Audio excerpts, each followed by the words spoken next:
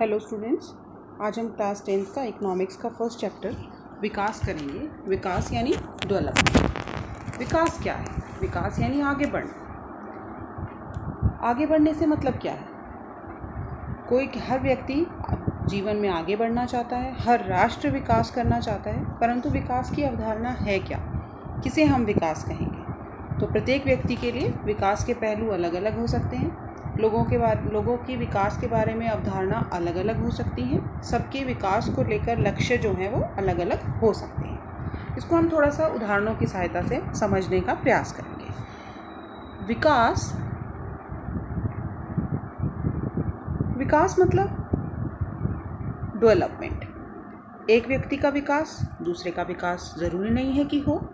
जैसे कि मजदूर के लिए विकास के लक्ष्य क्या हैं? मजदूर किस चीज़ को अपना लक्ष्य मानेगा कि ताकि वो विकास कर सके? मज़दूर मानेगा कि उसे एक अच्छा काम मिले, उसे अच्छी मजदूरी मिले, जिससे वो अपने बच्चों को शिक्षा दिला सके, अच्छी रहने की सुविधाएं दिला सके। इसके विपरीत अगर एक अमीर किसान, तो उसके लिए क्या विकास के लक्ष्य होंगे? उसके लिए विकास के लक्ष्य होंगे कि उसे अपनी फसल की अच्छी जो है प्राइस मिले, वो अपने बच्चों को विदेश में भेजकर उन्हें पढ़ाई करा सके, अच्छी सिंचाई की सुविधाएं और ज़्यादा जो है वो अपने खेतों के लिए उपलब्ध करा सकें। अगर एक बेरोज़गार व्यक्ति है तो उसके लिए विकास के क्या लक्ष्य हैं? बेरोज़गार व्यक्ति जो है उसे एक अच्छी नौकरी चाहिए, रहने के लिए अच्छा घर चाहिए, अच्छी जगह पर जहाँ पर वातावरण अच्छा हो वहाँ नौकरी कर सके। मेन उसे आय का साधन चाहिए। हो सकता है उसके बाद उसका लक्ष्य जो हो कि नौकरी पाने के बाद वो विवाह करना चाहे। तो एक बेरोज़गार व्यक्ति के लिए विकास के लक्ष्य हो सकते हैं। एक अमीर परिवार का लड़का है, उसके विकास के लिए लक्ष्य अलग है। वो महंगी चीज़ें खरीदना, महंगी कार, कपड़े खरीदना उसका लक्ष्य हो सकता है। विदेशों में घूमना उसका लक्ष्य हो सकता है। उसी परिवार में अगर कोई लड़की है तो उसका लक्ष्य क्या हो सकता है? कि उसे अपने भाई के बराबर जो है उतनी ही आज़ादी मिले, उतनी ही स्वतंत्रता मिले। तो इन उदाहरणों से स्पष्ट हो जाता है कि प्रत्येक व्यक्ति के लिए विकास की अलग अलग धारणाएं होती हैं, प्रत्येक व्यक्ति के लक्ष्य अलग अलग होते हैं। अब हम एक उदाहरण और ले लेते हैं कि जो एक व्यक्ति के लिए विकास है, क्या वो दूसरे के लिए भी विकास है? हमेशा ऐसा होगा? तो एक उदाहरण की मदद से हम इसको अच्छे से समझ सकते हैं। अगर एक उद्योगपति है, एक बिजनेसमैन है, उसका विकास का लक्ष्य क्या हो सकता है? उसे बड़े बड़े बांध बनाने का उसको ठेका चाहिए ताकि उसमें उसको फ़ायदा हो।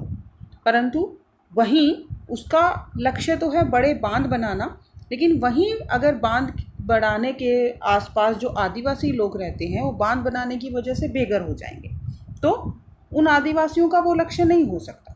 तो इस उदाहरण से स्पष्ट हो जाता है कि जो एक व्यक्ति का लक्ष्य है ज़रूरी नहीं है वो दूसरे व्यक्ति का भी लक्ष्य है। अब बात आती है विकास के मानदंडों की। विकास के मानदंड का मतलब क्या है? विकास के मानदंड मतलब वे सभी बातें जिनकी मदद से हम ये पता लगाते हैं कि कोई राष्ट्र जो है वो विकास कर रहा है या नहीं कर रहा है। विकास की धारणाएं, विकास के लक्ष्य अलग अलग हो सकते हैं। तो सबसे पहला जो मानदंड है विकास के लिए वो है आय, प्रति व्यक्ति आय। किसी भी देश की, जिस देश की प्रति व्यक्ति आय जो है वो अधिक होती है, या किसी भी आम बोलचाल की भाषा में भी यही मानते हैं, अगर कोई ज़्यादा कमा रहा है तो हम कहते हैं वो ज़्यादा विकसित है, वो ज़्यादा आगे बढ़ गया है। तो सबसे पहला जो विकास का मानदंड है वो है प्रति व्यक्ति आय। अब प्रति व्यक्ति आय होती क्या है? प्रति व्यक्ति आय का मतलब होता है कि किसी देश की कुल आय को जब उस देश की कुल जनसंख्या से भाग करें तो जो औसत निकल के आएगी वो होती है प्रति व्यक्ति आय। और इसकी डेफिनेशन जो है कई बार एग्जाम्स में पूछी जाती है। जैसे कि भारत में अगर विश्व विकास रिपोर्ट जो है उस 2006 की रिपोर्ट के अनुसार जो है, अगर किसी देश में किसी व्यक्ति की एक वर्ष में प्रति व्यक्ति आय 4,53,000 हैं तो वो देश विकसित माना जाता है। लेकिन अगर किसी देश में किसी व्यक्ति की प्रति व्यक्ति आय जो है वो 37,000 से कम है तो वो निम्न आय वाला देश माना जाता है। और आप मानेंगे भारत में 2000 के आंकड़ों के अनुसार भारत में जो प्रति व्यक्ति आय है वो 28,000 रुपये से भी कम है। तो इससे आप अंदाज़ा लगा सकते हैं कि भारत जो है निम्न आय वर्ग के देशों में आता है। प्रति व्यक्ति के साथ साथ ही जो है लोगों का स्वास्थ्य और शिक्षा का स्तर, ये भी विकास के मानदंड माने जाते हैं। अब आपको एक क्वेश्चन पूछा जाता है कि आर्थिक विकास को मापने के लिए आय जो है, प्रति व्यक्ति आय है, वो एक अच्छा साधन है, परंतु इसमें कई दोष हैं, या हम केवल प्रति व्यक्ति आय को ही आय का विकास को मापने का मानदंड क्यों नहीं मान सकते। तो आप इसके जवाब में यही लिखेंगे कि केवल आय ही जो है वो लोगों के शिक्षा और स्वास्थ्य सुनिश्चित नहीं कर सकती। ज़रूरी नहीं है कि किसी देश में अगर लोगों की आय जो है, प्रति व्यक्ति आय अधिक है, तो वहाँ पर अगर शिक्षा सुविधाएं और स्वास्थ्य सुविधाएं बेहतर नहीं हैं तो हम उसे विकसित देश नहीं मानेंगे। इसका एक छोटा सा उदाहरण हम अपने राज्यों को लेकर ले लेते हैं। बिहार और पंजाब जो है हमारे 2 राज्य हैं, और पंजाब जो है वो बिहार से प्रति व्यक्ति आय में काफ़ी आगे है। ठीक है, इसके साथ ही एक केरल राज्य है। इन तीनों ही राज्यों में पंजाब की प्रति व्यक्ति आय जो है वो ज़्यादा है, परंतु पंजाब में केरल से शिशु मृत्यु दर ज़्यादा है, और केरल का साक्षरता दर जो है वो पंजाब से ज़्यादा है। तो अब शिक्षा का स्तर जो है वो पंजाब का कम है केरल से, और लोगों का स्वास्थ्य सुविधाएं कम होने के कारण वहाँ पर शिशु मृत्यु दर भी ज़्यादा है। तो केवल प्रति व्यक्ति आय अधिक होने से हम ये नहीं कह सकते कि आर्थिक विकास हो रहा है। तो प्रति व्यक्ति आय को मापदंड मानने में ये दोष हैं कि प्रति व्यक्ति आय, पहली बात, एक और उदाहरण ले लेते हैं कि अगर 5 व्यक्तियों की आय हमने ली, 10 हज़ार, 50 हज़ार हो गई कुल आय, ये एक छोटा सा उदाहरण ले रहे हैं, तो इसकी औसत आय निकाली तो प्रत्येक व्यक्ति जो है वो 10,000 कमा रहा है। इसके विपरीत अगर एक व्यक्ति 500, 1,000 कमा रहा है, एक 1,500 कमा रहा है, एक 2,000 कमा रहा है, और जो 5वां व्यक्ति है वो 48,000 कमा रहा है, तो भी उनकी औसत वो ही निकलेगी जो कि पहले वाला उदाहरण दिया कि सब 10-10 हज़ार कमा रहे हैं। यानी प्रति व्यक्ति आय को मापदंड के दोष ये भी हैं कि आय किस प्रकार वितरित है, किस प्रकार उसका वितरण किया गया है, ये भी प्रति व्यक्ति आय से पता नहीं चलता। तो ये प्रति व्यक्ति आय के ऊपर आपसे क्वेश्चन पूछा जाता है, इसकी डेफिनेशन पूछी जाती है, और आर्थिक विकास को मापने के लिए प्रति व्यक्ति आय जो मापदंड है उसके दोष क्या हैं। इसके बाद मानवीय विकास सूचकांक क्या होता है। मानवीय विकास यानी ह्यूमन डेवलपमेंट इंडेक्स HDI, और मानवीय विकास सूचकांक की जो मानव विकास रिपोर्ट है वो कौन देता है, UNDP। ये आप याद रखेंगे, 1 वर्ड में पूछा जाता है कि मानव विकास रिपोर्ट कौन प्रकाशित करता है, तो UNDP, United Nations Development programme.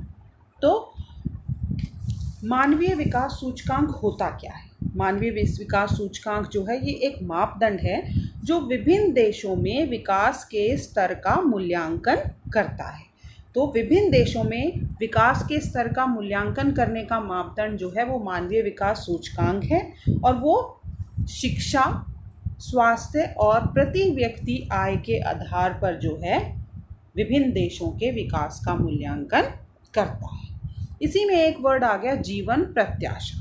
ये जो वर्ड्स है बेटा ये सारे ही इंपॉर्टेंट है क्योंकि इन सब के ऊपर 1 वर्ड क्वेश्चन आ जाता है। जीवन प्रत्याशा यानी संभावित आयु, किसी भी देश में जन्म के समय कितनी संभावित आयु जीवन जीने की जो है संभावना है वो कहलाती है जीवन प्रत्याशा। भारत में जो जीवन प्रत्याशा है वो नेपाल से भी कम है। उसके बाद आपका आ जाता है साक्षरता दर। साक्षरता दर क्या है? साक्षरता दर मतलब कि 7 वर्ष से अधिक आयु के लोगों में साक्षर जनसंख्या का अनुपात, कि 7 वर्ष से अधिक जितने भी लोग हैं उनमें साक्षर लोग कितने हैं।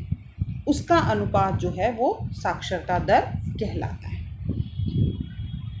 इसके बाद इन सभी चीज़ों को में 3 पॉइंट इंपॉर्टेंट आते हैं: प्रति व्यक्ति आय, स्वास्थ्य स्तर और शिक्षा का स्तर, जो कि मानव विकास सूचकांक जो है इनका प्रयोग करके विभिन्न देशों के विकास के स्तर की तुलना करता है।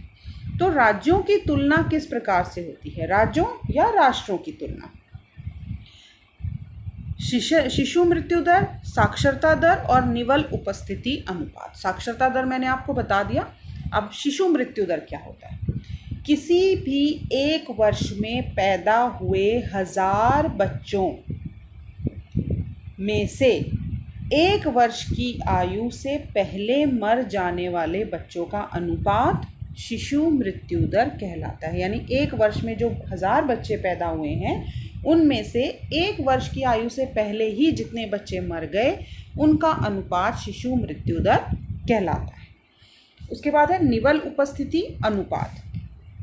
निवल उपस्थिति अनुपात या निवल उपस्थिति दर जो है वो होता है 6 से 10 वर्ष की आयु के जो स्कूल जाने वाले बच्चे का उस आयु के कुल बच्चों के साथ प्रतिशत, यानी निवल उपस्थिति अनुपात। जैसे हमारे देश में निवल उपस्थिति अनुपात कम है, यानी 6 से 10 वर्ष के जितने भी बच्चे हैं उनमें से स्कूल जाने वाले बच्चे कितने हैं उनका अनुपात जो है वो निवल उपस्थिति अनुपात कहलाता है। इन वर्ड्स को आप थोड़ा ध्यान से पढ़ेंगे तो आपको आगे जो हम चैप्टर में कवर करेंगे वो सब आपको अच्छे से क्लियर होता जाएगा।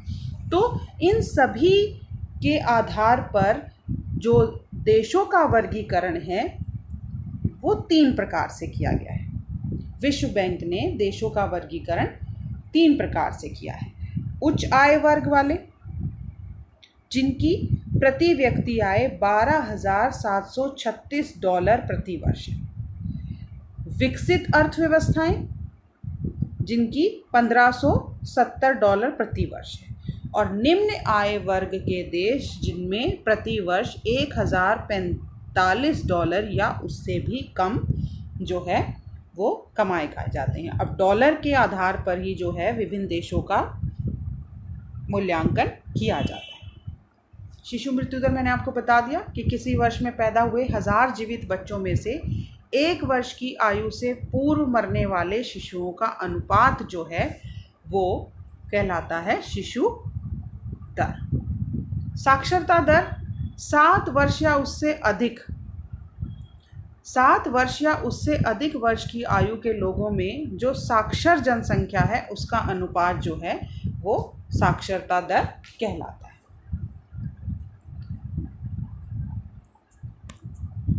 मानव विकास सूचकांक, जैसे कि मैंने आपको पहले बताया कि मानव विकास सूचकांक की जो रिपोर्ट है वो कौन प्रकाशित करता है? UNDP। आय व अन्य कारकों की समाकेतिक सूची इसके आधार पर किसी देश को उसकी गुणवत्ता के आधार पर वर्गीकृत किया जाता है। यानी मानव विकास सूचकांक यानी HDI, ह्यूमन डेवलपमेंट इंडेक्स, ये विभिन्न देशों के विकास के स्तर का मूल्यांकन करने का मापदंड है। यानी हर देश के शैक्षिक स्तर, स्वास्थ्य स्थिति और प्रति व्यक्ति आय के आधार पर इन देशों की गुणवत्ता के आधार पर इनको वर्गीकृत किया जाता है। यानी किसी भी देश को उसके मानव विकास सूचकांक यानी उसके शिक्षा, स्वास्थ्य और प्रति व्यक्ति आय के आधार पर उन्हें वर्गीकृत किया जाता है 2 में, विकसित देश और विकासशील देश। ये क्वेश्चन भी आपका बहुत इंपॉर्टेंट है बेटा कि विकसित देश कौन सा होता है और विकासशील देश कौन सा होता है और इनमें अंतर क्या है, यह आपसे पूछा जा सकता है। तो सबसे पहले वह देश जिसकी औद्योगिकरण की गति और प्रति व्यक्ति आय अधिक हो वो कहलाता है विकसित देश, और जिस देश की प्रति व्यक्ति आय कम हो वो कहलाता है विकासशील देश। और भारत विकासशील देश की श्रेणी में ही आता है। अमेरिका, आपका इंग्लैंड, ये सभी जो हैं विकसित देशों की श्रेणी में आते हैं। विकसित देश जो हैं वो आत्मनिर्भर होते हैं, समृद्ध होते हैं, अमीर होते हैं, सारी सुख सुविधाएं होती हैं। परंतु विकासशील देश जो हैं वो गरीब और अन्य पर निर्भर होते हैं। हमारे संसाधनों का पूर्ण उपयोग कर सकते हैं विकसित देश, उनके पास टेक्नोलॉजी है, परंतु विकासशील देश जो हैं बहुत ही कम प्रयोग कर पाते हैं क्योंकि उनके पास तकनीक का अभाव है। अगला जो आधार है इनका अंतर स्पष्ट करने का वो है साक्षरता दर। विकसित देशों में साक्षरता दर ऊंची होती है और विकासशील देशों में साक्षरता दर कम होती है। विकसित देशों में प्रौद्योगिकी यानी टेक्नोलॉजी का विकास बहुत अधिक होता है और विकासशील देश जो हैं वो प्रौद्योगिकी के लिए दूसरों पर निर्भर होते हैं। गरीबी और बेरोजगारी, जैसा कि पता ही है कि जितने भी हमारे विकसित देश हैं उनमें गरीबी और बेरोजगारी का स्तर बिल्कुल निम्न होता है और विकसित देशों में गरीबी और बेरोजगारी जो है वो काफ़ी पाई जाती है। अर्थव्यवस्था में योगदान तृतीय क्षेत्रों का, तृतीय क्षेत्र यानी सेवाएं, तृतीय क्षेत्र यानी सेवाएं। सेवाएं कौन से? बैंक, डाक, ये सभी सेवाओं क्षेत्रों में आता है। तृतीय क्षेत्रों का योगदान ज़्यादा है। और प्राथमिक क्षेत्र यानी कृषि, जितने भी विकासशील देश हैं उनमें अर्थव्यवस्था में योगदान कृषि का ज़्यादा होता है। आय का वितरण विकसित देशों में समान होता है और विकासशील देशों में असमान होता है। कोई व्यक्ति तो बहुत ही ज़्यादा कमा रहा है और कोई व्यक्ति बहुत ही कम। उसके बाद है मानव विकास सूचकांक। मैंने पहले भी बताया, मानव विकास सूचकांक यानी वो मापदंड, कौन सा? स्वास्थ्य का, शिक्षा का, प्रति व्यक्ति आय का, इन सबको मिला के जो मानव विकास सूचकांक बनाया जाता है वो विकासशील देशों का बहुत ही कम होता है और विकसित देशों का उच्च पाया जाता है, ज़्यादा अधिक होता है। फिर है आपका सकल घरेलू उत्पाद। ये भी आपसे कई बार पूछा जाता है कि सकल घरेलू उत्पाद क्या होता है। सकल घरेलू उत्पाद ये सेकंड चैप्टर में भी आपका आएगा, यानी GDP, ग्रोस डोमेस्टिक प्रोडक्ट, यानी हमारे देश में कितनी वस्तुएं और सेवाओं का उत्पादन हुआ वो सकल घरेलू उत्पाद कहलाता है। विकासशील देशों में काफ़ी ऊंचा होता है और विकसित देशों में काफ़ी नीचा होता है। तो जितने भी ये आधार हैं, ये स्थिति, संसाधनों का उपयोग, साक्षरता दर, विकास एवं समृद्धि, गरीबी बेरोजगारी, अर्थव्यवस्था में योगदान, आय का वितरण, मानव विकास सूचकांक, सकल घरेलू उत्पाद, ये सभी आपने अच्छे से याद करने हैं इनमें अंतर स्पष्ट करने के लिए। इसके बाद कुछ मुख्य बातें भी हैं जो आपने याद रखनी है। इसमें कुछ डेफिनेशंस हैं, जैसे कि पहली है निवल उपस्थिति अनुपात। मैंने पहले भी बताया कि 6 से 10 वर्ष की आयु के स्कूल जाने वाले कुल बच्चों का उस आयु वर्ग के कुल बच्चों के साथ प्रतिशत या अनुपात निवल उपस्थिति अनुपात कहलाता है। ये बहुत इंपॉर्टेंट है। प्रति व्यक्ति आय या औसत आय क्या होती है? देश की कुल राष्ट्रीय आय को कुल जनसंख्या से भाग देने पर प्रति व्यक्ति आय जो है हमें मिल जाती है। उसके बाद है BMI, बॉडी मास इंडेक्स।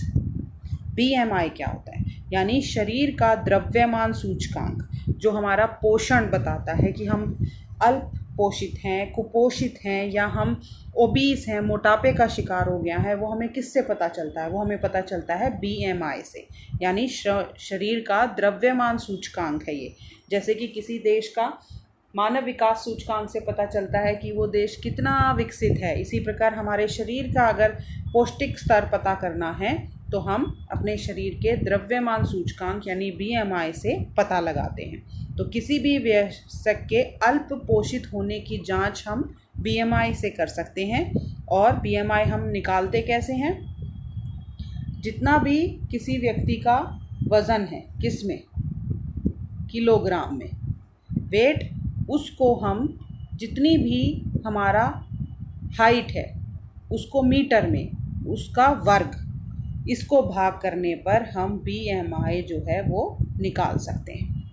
यानी भार और हमारा कद, भार किस में? किलोग्राम में, और कद किस में? मीटर में, लेकिन उसका वर्ग। तो अगर इसको निकालने के बाद ये 18.5 से कम है तो व्यक्ति कुपोषित होता है, और अगर 25 से ऊपर है तो वो मोटापे से ग्रस्त है। अब मानव विकास सूचकांक की गणना में भारत का 136वां स्थान है। 136वें स्थान पे है। हम कुल देश हैं 196, और उसमें भारत जो है मानव विकास के सूचकांक में हम लोग 136वें स्थान पर है। अब कुछ इम्पॉर्टेंट बातें हैं इसमें, वो भी हम थोड़ा सा देख लेंगे कि अर्थव्यवस्था होती क्या है। वह ढांचा जिसके अंतर्गत लोगों की आर्थिक क्रियाओं का अध्ययन किया जाता है। आर्थिक विकास एक ऐसी प्रक्रिया है जिसके द्वारा एक अर्थव्यवस्था की वास्तविक प्रति व्यक्ति आय दीर्घ अवधि में बढ़ती है। यानी आर्थिक विकास है क्या? जब लोगों की प्रति व्यक्ति आय बढ़े किसी अर्थव्यवस्था में तो उसको हम आर्थिक विकास कहते हैं। लोगों या समूहों का प्राथमिक लक्ष्य अधिक आय पाना होता है। यानी प्रत्येक व्यक्ति का मेन लक्ष्य तो आय पाना है, परंतु इसके साथ साथ प्रति व्यक्ति आय के मापदंड के अलावा सबको बराबरी, स्वतंत्रता, सुरक्षा और आदर भी उनके लक्ष्य हो सकते हैं। यानी केवल आय को ही हम विकास का मापदंड नहीं मान सकते। आय के साथ साथ हमें जीवन की गुणवत्ता और स्वास्थ्य, शिक्षा, सुरक्षा भी हमारे लक्ष्य हो सकते हैं। उसके बाद है आपका आर्थिक नियोजन। आर्थिक नियोजन मतलब प्लानिंग। जब देश के साधनों का लाभ उठाकर कोई देश विकास को योजनाबद्ध तरीके से बढ़ाता है तो उसको कहते हैं आर्थिक नियोजन। नियोजन यानी प्लानिंग, और आर्थिक यानी अपने संसाधनों का लाभ उठा के हमें विकास करना है। देश के मध्य तुलना करने के लिए उनकी आय सबसे महत्वपूर्ण समझी जाती है। ये ठीक है कि आय जो है वो किसी भी देश के बीच में उनके आर्थिक विकास को समझने के लिए, मापने के लिए, उनकी तुलना करने के लिए आय एक बहुत ही महत्वपूर्ण साधन है, परंतु फिर भी इसमें कई दोष हैं। जैसे कि मैंने आपको पहले भी बताया कि आय किस प्रकार वितरित हुई है वो हमें प्रति व्यक्ति आय से नहीं पता चलता, और प्रति व्यक्ति आय अधिक है तो इसका मतलब ये नहीं है कि वह देश या राज्य जो है वो स्वास्थ्य और शिक्षा के स्तर में भी ऊंचा स्थान होगा। आय के साथ साथ जो है प्रत्येक व्यक्ति बेहतर जीवन का लक्ष्य भी होता है। उसे प्रदूषण रहित वातावरण चाहिए, उसे बिना मिलावट का खाना चाहिए।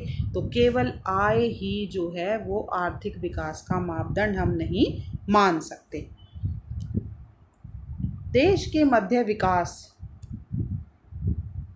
मध्य विकास को नापने के लिए औसत आय के साथ सार्वजनिक सुविधाओं की उपलब्धता, स्वास्थ्य सेवाएं, जन्म व मृत्यु दर, जीवन प्रत्याशा, प्रदूषण मुक्त वातावरण आदि मानकों का भी प्रयोग किया जा सकता है। तो इसका क्वेश्चन इसी में मिल गया कि आय सबसे महत्वपूर्ण साधन तो है, परंतु उसके साथ साथ हमें विकास को नापने के लिए सुविधाएं, स्वास्थ्य सुविधाएं, जन्म और मृत्यु दर, जीवन प्रत्याशा, प्रदूषण मुक्त वातावरण भी चाहिए। प्रत्येक देश के लिए औसत आय की गणना जो है वो हमेशा मुद्रा डॉलर में ही की जाती है, रुपए में नहीं की जाती। तो इसमें एक क्वेश्चन मैंने आपको बता दिया। पहला तो यही कि जो अगर एक के लिए विकास है तो दूसरे के लिए वो विकास हो ऐसा ज़रूरी नहीं है। इसके आपको काफ़ी सारे उदाहरण जो हैं वो पढ़ने हैं, और आय के साथ साथ प्रति व्यक्ति आय के साथ साथ जो है आर्थिक विकास मापने के और क्या क्या मापदंड हो सकते हैं और प्रति व्यक्ति आय मापदंड के क्या दोष हैं। इसके साथ ही एक इम्पॉर्टेंट टॉपिक है, वो है विकास की धारणीयता। जो आपके इस चैप्टर में विकास की धारणीयता,